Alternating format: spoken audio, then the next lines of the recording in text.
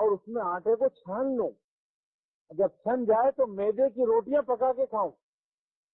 اور میرے پاس اسی طریقے سے فرمایا کہ میں یہ بھی جانتا ہوں کہ کھجور کو اس طریقے سے اس میں پانی ڈالا جائے کہ چکور کی آنکھ کی طرح اس میں خوبصورت بالکل شفاف پانی اس سے برآمد ہو، اور بعد میں ہم اس کو بطور شربت کے پئیں. تو ہم یہ بھی کر سکتے ہیں. اسی طریقے سے اور 2-4 مثالیں دی تو انہوں نے کہا کہ آپ تو سارے ڈھنگ جانتے ہیں دنیاوی. فرمایا کہ الحمدللہ سب جانتے ہیں، اس کے باوجود اس دنیا کو قریب نہیں آنے دیتے. جانتے سب ہیں. چنانچہ سیدنا عمر فاروقی کی ایک مثال، ان کے زمانے میں حضرت ابو الدرداء رضی اللہ تعالیٰ عنہ ان کے پاس آئے اور کہنے لگے کہ مجھے آپ شام بھیج دیجیے، میں شام جانا چاہتا ہوں. تو سیدنا عمر فاروق نے کہا کہ بھئی ایک شرط ہے جانے کی، تم اجازت دے دوں گا ورنہ نہیں. کہا کہ وہ کیا شرط ہے؟ کہا کہ وہاں کے گورنر بن جاؤ، بحیثیت گورنر کے چلے جاؤ. کہا کہ نہیں، گورنر تو میں نہیں بنوں گا. تو کہا بس میں اجازت بھی نہیں دوں گا جانے کی. تو انہوں نے کہا کہ میں وہاں پر آپ صلی اللہ علیہ وسلم کی سنت کو عام کروں گا، سکھلاؤں گا لوگوں کو، دین کی بات سکھلاؤں گا، سنتیں پھیلاؤں گا. بہرحال جب اس طرح انہوں نے بات کی تو انہوں نے کہا اچھی بات ہے چلے جاؤ. چنانچہ چلے گئے. 1 سال کے بعد غالباً سیدنا عمر فاروق رضی اللہ تعالیٰ عنہ دورے کے لیے نکلے، ملک شام پہنچے اور اپنے خادم کو ساتھ لیا، غالباً جن کا نام یرفا تھا یا یرقا تھا، اس وقت ذہن میں دونوں میں سے کوئی ایک نام. بہرحال وہاں پہنچے اور پہنچ کے اپنے جو خادم تھے ان سے کہا کہ دیکھو ہم سب سے پہلے یزید ابن ابی سفیان کی مجلس میں جائیں گے. رات کا وقت تھا، سب سے پہلے وہاں جا کر ان کے دروازے پر دستک دیں گے. چنانچہ اندر سے جواب آئے گا، یعنی ہم سلام کریں گے تو اندر سے وعلیکم السلام کہیں گے وہ. پھر ہم یہ کہیں گے کہ ہم اندر آ جائیں تو پوچھیں گے تم کون ہو،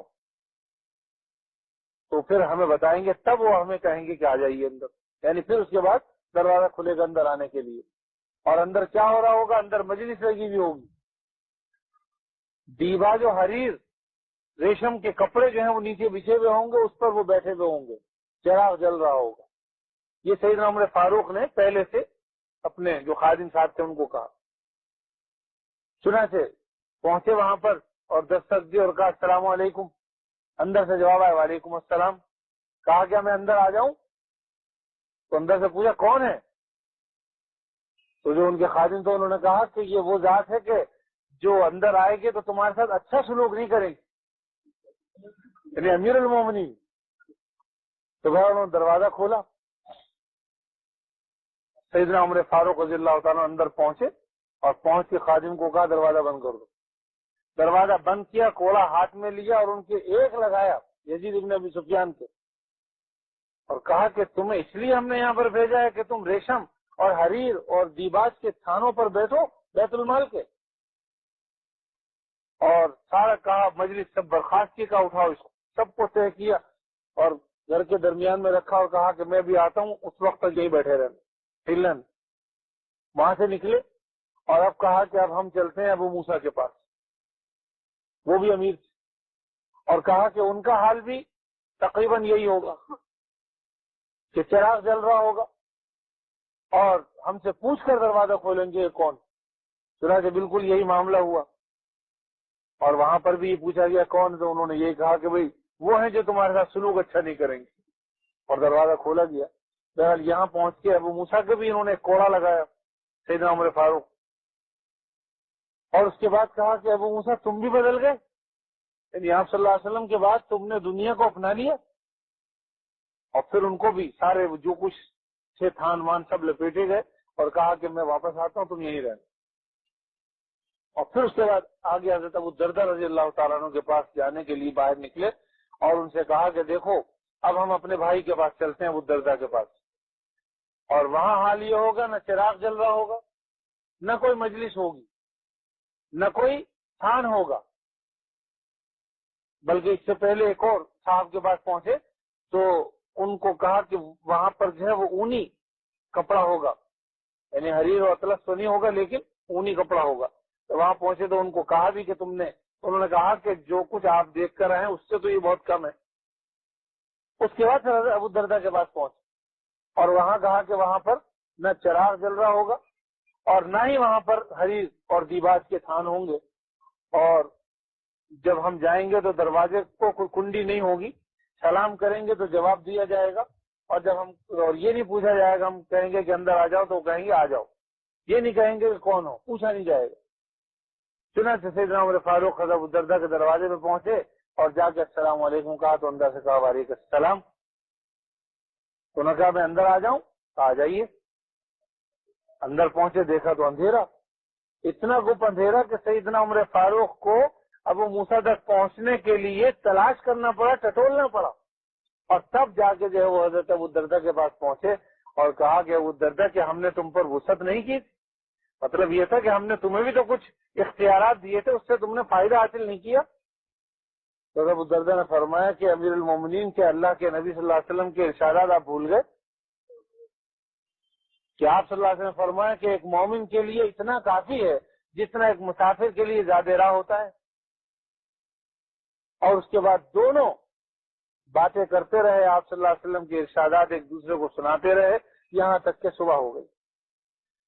تو بہرحال میں یہ تو نہیں کہتا کہ بالکل آدمی، کیونکہ ہمارا زمانہ کمزوری کا ہے اور ہمارے لیے سب کچھ ممکن بھی نہیں ہوگا، لیکن کم از کم مباح امور کو تو اختیار کریں، ناجائز امور سے تو بچیں، حرام سے تو بچیں۔ اور سیدنا عمر فاروق رضی اللہ تعالیٰ عنہ کو میں نے شروع بتا دیا کہ ان کو یہ سب کچھ حاصل تھا، چنانچہ انہوں نے ایک مرتبہ فرمایا کہ میں چاہتا ہوں کہ جس طرح میرے ساتھی سیدنا ابوبکر صدیق رضی اللہ تعالیٰ عنہ گئے اور نبی کریم صلی اللہ علیہ وسلم تشریف لے گئے، اسی طریقے سے میں بھی چاہتا ہوں کہ میں ان سے پیچھے نہ رہوں، یہ اصل چیز۔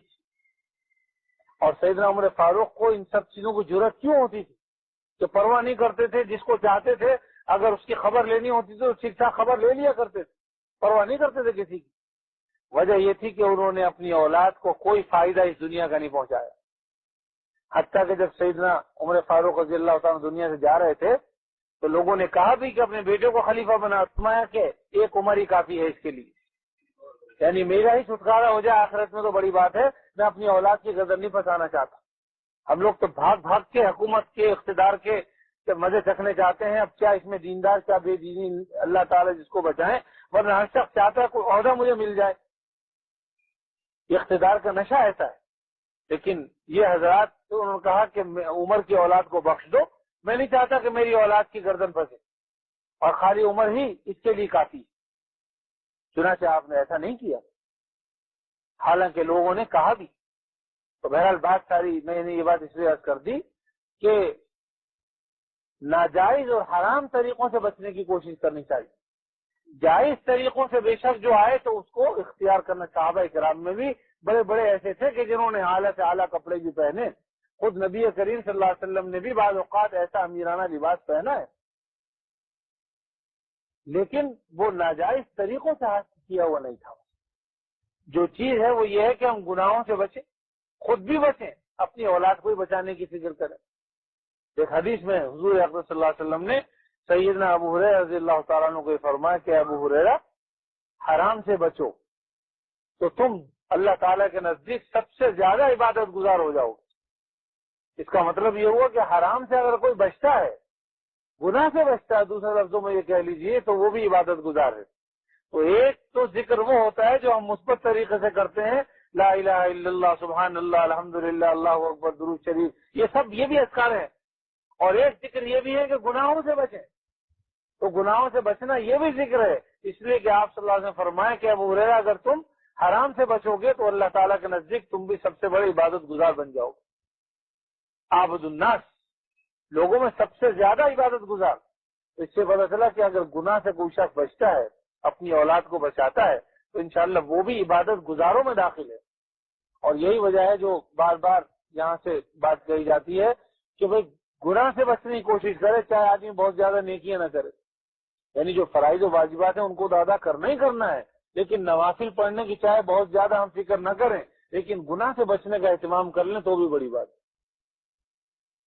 اور صرف اپنی ہی فکر نہ کریں، پھر اپنی اولاد کی بھی فکر کریں، ان کی نمازوں کی بھی فکر کریں. اب ہم خود اٹھ کے آتے ہیں فجر میں، ان کے لیے بھی کوشش کریں نماز کے لیے اٹھائیں. عام طور پر ہم اٹھ کے آ جاتے ہیں، پتہ چلا کہ اولاد 8 بجے 9 بجے اٹھ رہی. کچھ نہ کچھ گھر میں دین کا چرچا ہو، کوئی دینی کتاب لے کر بیٹھ جائیں روزانہ. لیکن اتنا خیال کریں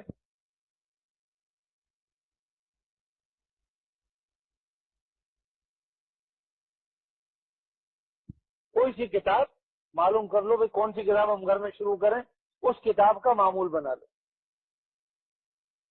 اور اس کے بعد بس دعا کر لو روزانہ 1 صفحہ 2 صفحہ. پھر گھر میں ہی سے اگر تقاضا ہو کہ بھئی اب کچھ تھوڑا اس میں اضافہ کریں وقت میں، تو ان میں رغبت پیدا کرنے کی کوشش کریں. اور جب رغبت پیدا ہو جائے گی تو انشاءاللہ وہ آپ کو کہنے کی ضرورت نہیں، پھر وہ خود کریں گے. البتہ یہ فکر پیدا کی جائے کہ بھئی دیکھو ہم ان سب چیزوں میں کتنے دور ہیں. اس سلسلے میں بزرگان دین کے واقعات بھی سنانے چاہیے. بزرگان دین کے واقعات سنانے سے بھی رغبت ہوتی ہے عمل کرنے پر. اور وہ دور مت جائیے، قریب کے زمانے کے بزرگان دین بھی ایسے گزرے. دیوبند میں ایک بزرگ تھے، اور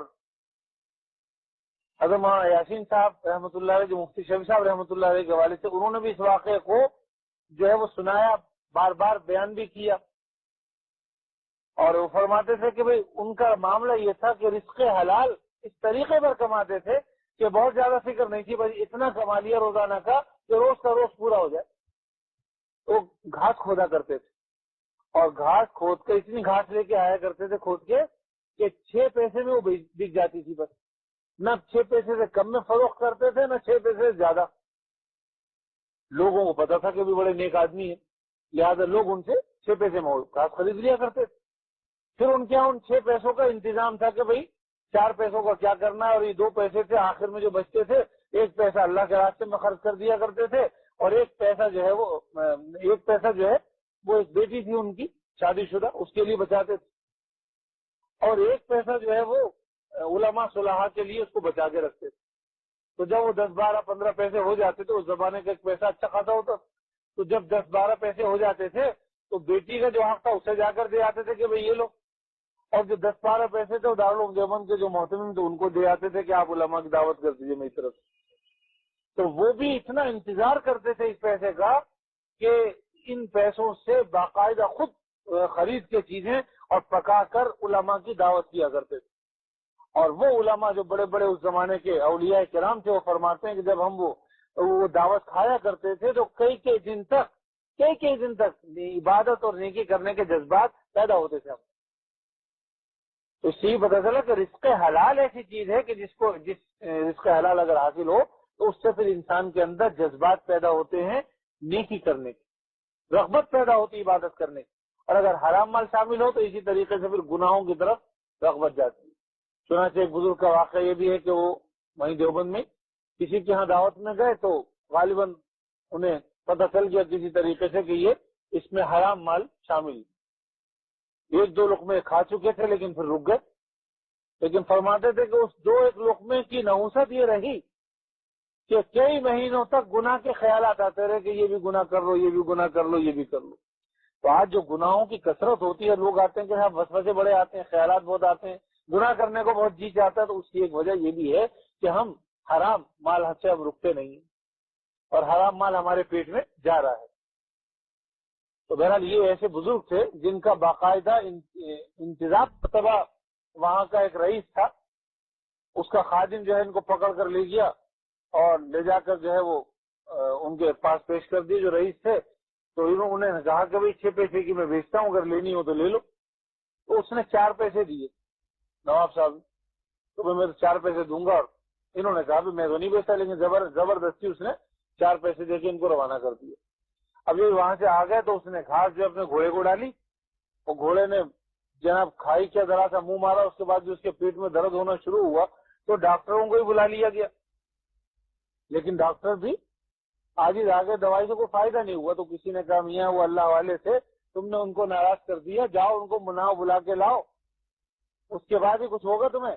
چنانچہ جائے بلا کے لائے، ان کے 2 پیسے دیے اور کہا مجھے بلکہ 2 پیسے کی جگہ 2 روپے ان کو دینا چاہے. تو انہوں نے کہا میں 2 روپے نہیں لیتا، میں 2 پیسے چاہیے مجھے بس، کیونکہ میں نے سوچ رکھا وہ 6 پیسے زیادہ نہیں لوں گا.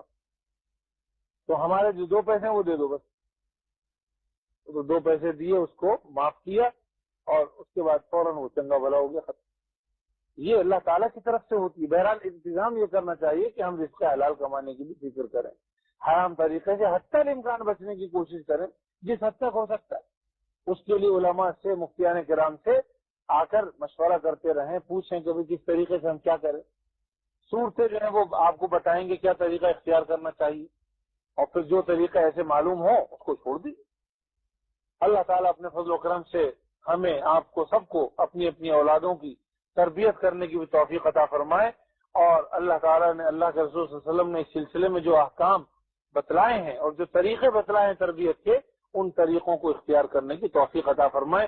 بات یہ ہے کہ محبت صرف ہمیں ہی نہیں ہے اپنی اولاد کو، محبت ان کو بھی تھی جو یہ سارے طریقے کرتے آئے ہیں، اور ہم سے زیادہ تھی. نبی کریم صلی اللہ علیہ وسلم کا معاملہ تو یہ تھا کہ آپ جب نماز پڑھ رہے ہوتے تھے، سجدے میں جاتے تھے، تو بعض اوقات سیدنا حسن اور حسین آپ کے اوپر چڑھ جاتے تھے، اور آپ سجدے کو لمبا کر دیا کرتے تھے.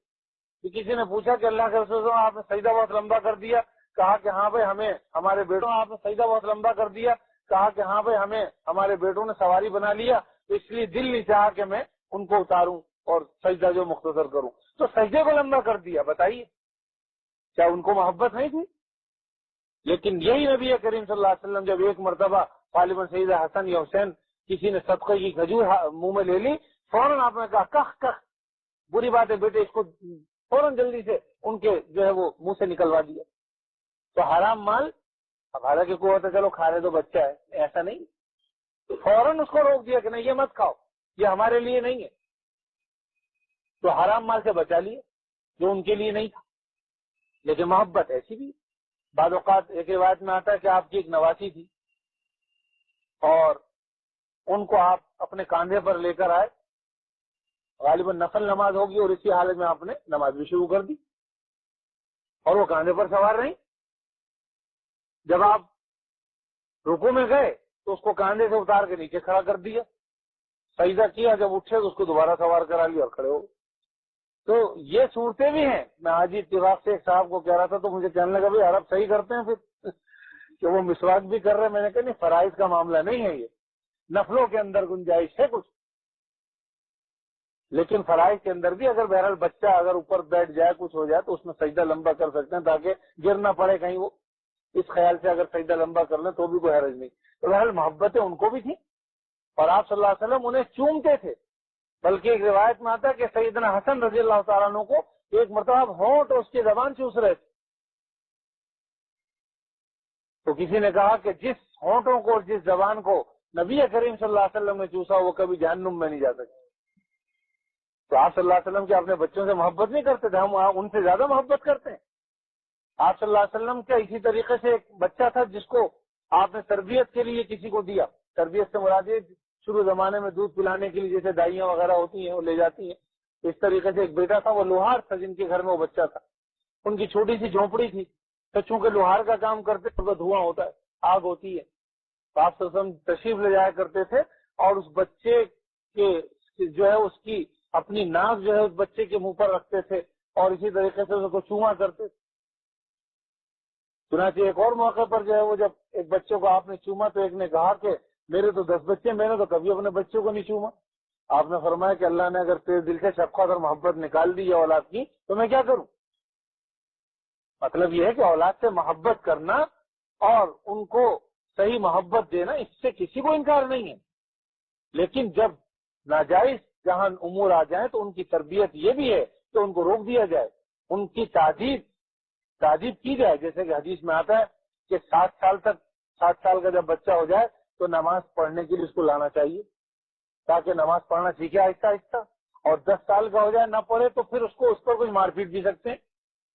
تو وہی بچہ جس کو چوم رہے ہیں، چاٹ رہے ہیں، لیکن اگر نماز نہیں پڑھ رہا تو کبھی اس کو ایک آدھ تھپڑ بھی لگا دو. بھائی ہم یہ کتنا کرتے ہیں اپنی اولاد کے ساتھ.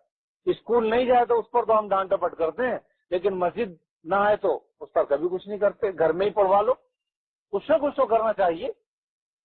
تو ہم اپنا جائزہ لے لیں کہ ہم دین کی طرف اپنے بچوں کو کتنا لگا رہے ہیں. نتیجہ یہ ہوگا بھائی جب ہم نہیں لگائیں گے تو جو کچھ وہ بیچارے انگریزی اسکولوں سے جو کچھ سیکھ کر آئیں گے تو پھر ہوگا یہ کہ جب باپ بڈھا ہو جائے گا تو بولیں گے اس کو نرسنگ ہوم میں داخل کر دو بھائی. چنانچہ یورپ میں تو یہی ہوتا ہے، امریکہ میں اور دوسرے علاقوں میں کہ باپ بڈھا ہو گیا، اس کو جو ہے اس کے ہاسٹل کھلے میں وہاں پر داخل کر دو. جب مر جاتا ہے وہ اطلاع کرتے ہیں کہ ہاں بھائی تمہارا باپ مر گیا. وہ کہتے ہیں بھائی ہمیں بڑا افسوس ہے، لیکن کہتے ہیں آپ دفن کر دینا، میں آپ کو بل دے دوں گا، بل بھیج دینا مجھے. تو اس حد تک ان کا ایک رابطہ ہوتا ہے کہ بھائی ٹھیک ہے پیسہ لے لو، ہمیں پاس ٹائم نہیں. اس وہاں تقی صاحب فرما رہے تھے کہ ہم نے یہ بات پہلے وہاں کے لیے سنی تھی، لیکن اب سنا کسی نے بتایا کہ یہاں پاکستان میں کراچی میں بھی شاید اس طرح کا ایک نرسنگ ہوم کھل گیا. اور ایک صاحب کا معاملہ بتایا کہ ان کے جب والد کا انتقال ہوا تو وہاں سے انہوں نے فون کیا تو اس نے پہلے کہا کہ ٹھیک ہے میں آ رہا ہوں، لیکن اس کے بعد اس نے کہا کہ سوری میں میٹنگ میں جا رہا ہوں بہت ضروری، اس لیے آپ ہی دفن کر دیجیے، میں نہیں آ سکتا. بہرحال یہ سارے کے سارے معاملات اس لیے ہیں کہ دین سے، ورنہ جس بیٹے کو اپنے باپ سے محبت ہو، دینی تعلیم ہو، تو وہ تو اپنے باپ کے لیے اپنی جان قربان کرنے کو تیار ہوتا ہے. وہ چھوڑے گا اپنے باپ کو اس حالت میں؟ آج ہم بالکل آخری وقت جب باپ کا ہوتا ہے 70 سال کا تو ہم امریکہ چلے جاتے ہیں، یورپ چلے جاتے ہیں، صرف اس لیے کہ بھائی ڈالر کے لیے. اور یہاں پر پتہ چلتا ہے کہ باپ کا انتقال ہو گیا، پتہ چلا کہ نہ تو شکل دیکھنے نصیب ہوئی، نہ نماز جنازہ، نہ کچھ. اور اس کے بعد اوقات آ تھوڑی سکتا فوری طور پہ آدمی، کتنے ایسے ہی بیچارے. تو اس میں ہمارا اپنا قصور ہوتا ہے، ہمیں اپنا جائزہ لینا چاہیے. اللہ تعالیٰ اپنے فضل و کرم سے ہم سب کو اس کی توفیق عطا فرمائے کہ ہم اپنی بھی تربیت صحیح کرائیں اللہ والوں کی صحبت میں جا کے، اور اس کے ساتھ ساتھ اپنی اولاد کو بھی لے جانا چاہیے اور ان کی تربیت کرنے کی فکر کرنی چاہیے. وآخر دعوانا الحمدللہ. تیار کردہ علمی کیسٹ گھر کیسٹ اور سیڈی ملنے کا پتہ نو فرمان ہے. علمی کیسٹ گھر، دکان نمبر 5، فاطمہ پلازا، بالمقابل مدنی مسجد، federal be area, Karachi. Phone number 63708113.